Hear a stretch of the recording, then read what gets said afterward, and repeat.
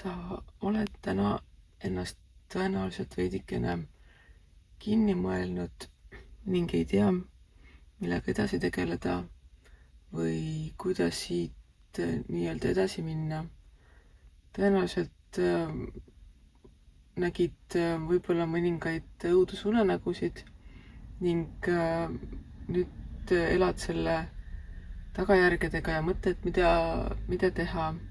Aga siin ei ole ka keerulist midagi. Leia endale üks selline kogemustega inimene, keda sa usaldad ning küsi tema käest nõu.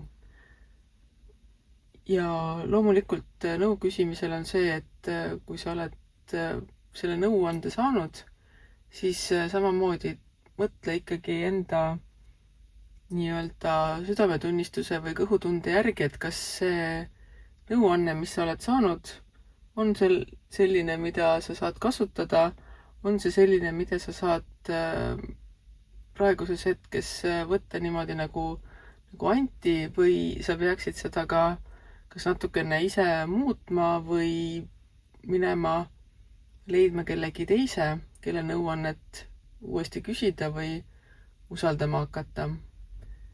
Ehk et täna siis võta natukene vabamalt, võib-olla otsi seda uut viisi või sellist soovitusi kuidagi